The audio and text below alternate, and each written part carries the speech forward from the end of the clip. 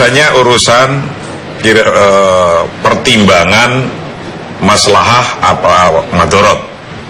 Bagi beliau mengedepankan ini kelihatannya ada madorotnya. Jadi bagi NU mudaratnya lebih besar dibandingkan manfaatnya seperti jadi itu. Manfaatnya pasti ada, tapi kalau coba bayangkan kalau NU menginstruksikan itu Jakarta nggak akan cukup untuk berdiri warga NU di sini. Jadi sampean berpikirnya harus ke sana. Tapi Jumat itu waktu kira-kira. tanggal 4 November NU juga tidak menginstruksikan, tapi warga Nahdien begitu banyak iya, ikut serta. Itu tidak diinstruksikan saja segitu, coba bayangkan. Apalagi kalau NU bilang, ini wajib main, misalnya begitu. Waduh, ini Jakarta itu tidak muat ini. Sehingga akhirnya muncullah pernyataan lebih keras lagi melarang seperti itu. Kira-kira Pak Kiai Said akan ngomong, itu kalau nanti menuhi Jakarta segitu penuhnya itu, sampai nggak muat kira-kira karena warga NU pindah ke sini semuanya, yang ratusan juta itu. Nah, itu kan pasti madorotnya akan banyak. Sejauh ini apakah sudah ada laporan berapa banyak warga Nahdien yang akan datang ke Jakarta? Ya, kita nggak terlalu monitor sampai ke situ. Tapi ya, kalau ada ya pasti ada. Gitu. Namanya orang NU di mana-mana ada. NU itu mau di pojokan mana saja ada, mau di partai mana saja ada, mau di organisasi mana, kayaknya di LSM mana saja pasti ada warga NU-nya ya. Itu kayak di sini juga banyak kan. Nah, sampai juga termasuk kan. Gitu kira-kira. Memang NU tidak menganjurkan warganya atau melarang bahkan lebih keras lagi untuk datang pada hari Jumat mendatang. Tetapi di sisi lain, khatib pada sholat Jumat tanggal 2 Desember mendatang adalah Kiai Haji Ma'ruf Amin, Rais Am PBNU. Ya itu hebatnya NU. Artinya seperti apa warga menyikapi dua fakta seperti ini? Artinya ya kayak begitu. Itu orang NU sudah paham sekali tuh. Apalagi mereka kitabnya loh satu. Ketika ngambil maslahahnya yang kayak apa? Maslahahnya nggak berangkat, ya nggak berangkat. Tapi cara berpikir Pak Yai Said itu memang ya, bayangin aja. Saya ulangi lagi. Kalau NU diinstruksikan, Jakarta nggak muat, madorotnya besar tuh. Itu. Tapi kalau Tapi Pak Kiai Ma'ruf Amin yang Rais Am dan juga Ketua Umum MUI, kalau benar insya Allah sesuai yang saya dengar di televisi dan di koran-koran mau jadi khotib Jumat. Lah itu kan NU juga, coba bayangkan. Artinya apa ya? NU, Rais Am, ini Ketua Umum, itu semua akhirnya menjadi balance kan? Balance itu artinya bahwa berdua itu lagi mencari maslahatul amah, kemaslahatan yang umum untuk bangsa. Kemaslahatan umum untuk bangsa itulah didahulukan.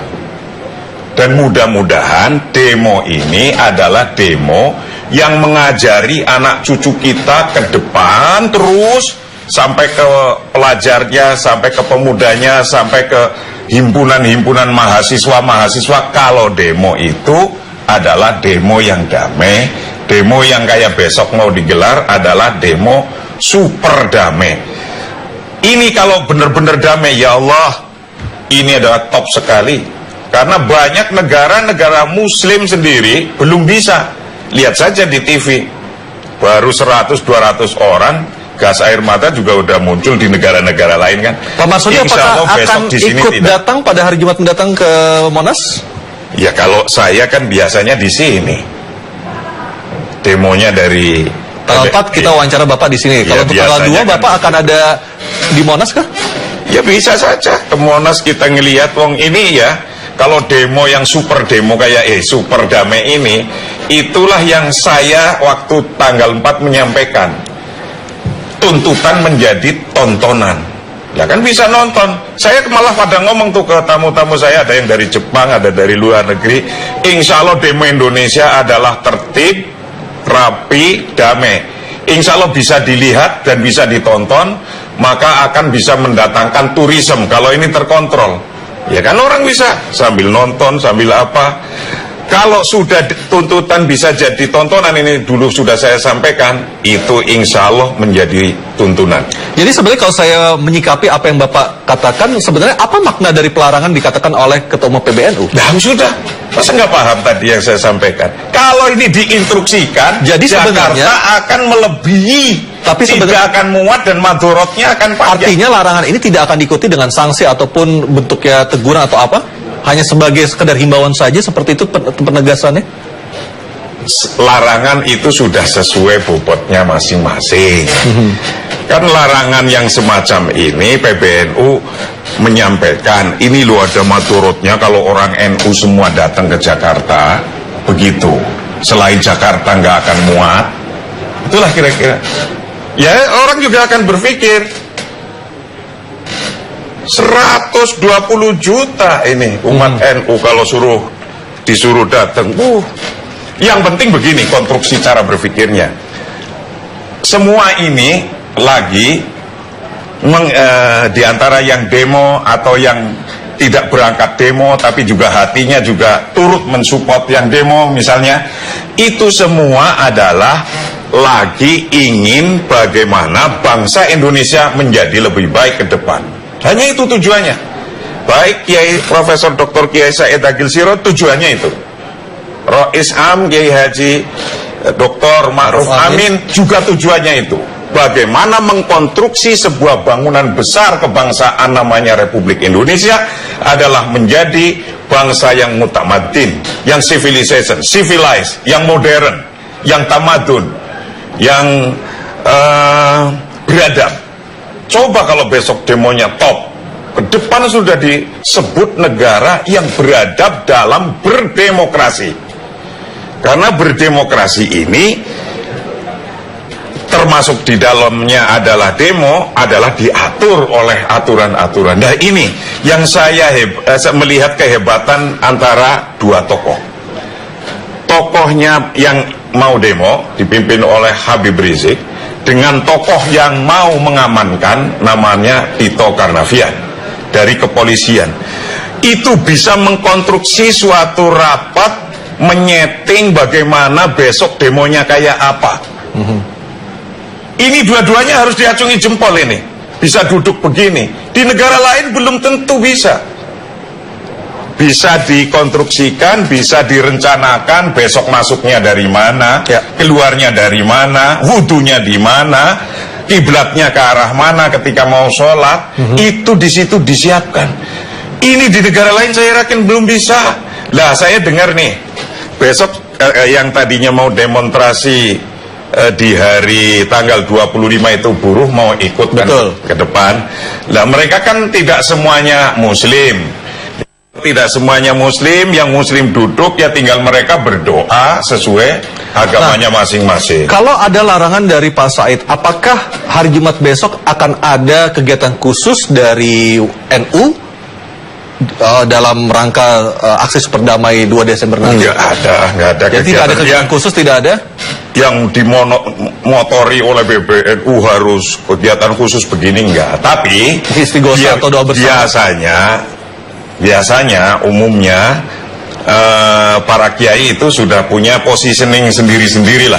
Positioning sendiri-sendiri ya. Ada yang mendoakan mudah-mudahan demonya sukses, tidak sampai ada halangan apapun, mulus, dan mendoakan bangsa ini adalah tidak ada sesuatu yang mengancamnya, mulus. Itu kiai udah kreatif-kreatif sendiri.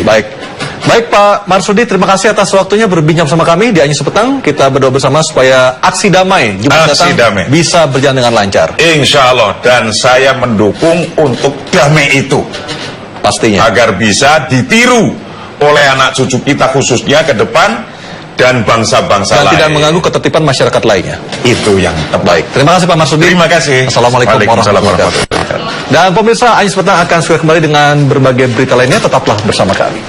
NPF dan pengamanan telah mempersiapkan denah dan mengatur agar proses aksi damai berlangsung dengan aman. Bila kita lihat di sini, ini adalah Jalan Medan Merdeka Utara, ini Jalan Medan Merdeka Selatan. Ya, kemudian ini adalah arah ke Istana Negara, dan ini adalah ke Masjid Istiqlal. Sementara di sini adalah kawasan Gambir, lalu kemudian di sini adalah kawasan Patung Kuda. Kemudian di wilayah yang dekat dengan Istana Negara ini adalah mimbar untuk imam di sana. Tepat di belakangnya adalah garis merah dengan bersilang-silang ini, artinya di sini adalah barikade yang memang tidak boleh dilewati. Kemudian tempat sholat ini adalah di garis-garis ini adalah saf untuk sholat, dan bahkan seluruh wilayah Monas ini dijadikan tempat untuk beribadah nantinya. Dan bila Anda akan sholat, tentunya perlu tempat wudhu. Warna ungu ini di sekeliling dari Monas adalah tempat untuk wudhu. Dan selanjutnya, bila Anda membutuhkan kamar kecil atau toilet, maka toilet ini sudah disebar di sepanjang jalan masuk ke arah tempat sholat, yaitu yang berwarna merah-merah. Itu tadi. Dan bagi Anda yang haus, Anda tidak perlu keluar dari saf. Mobil berisi air minum sudah disiapkan. Itu adalah di sini, titik-titik ini, Anda bisa lihat.